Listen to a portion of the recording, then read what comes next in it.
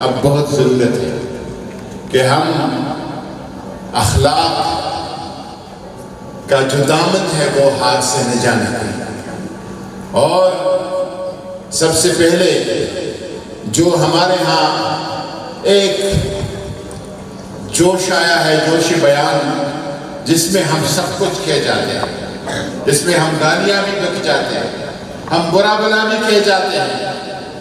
اپنی زبان کو لگام دینا چاہیے، اپنی زبان کو کسی کے خلاف، کسی کی دل آزاری کے لیے، کسی کی دل شکنی کے لیے استعمال نہیں ہونا چاہیے۔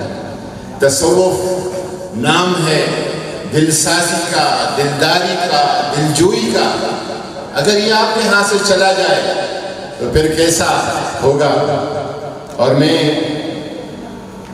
بغیر اس کے کہ میں کسی شخص پر، کسی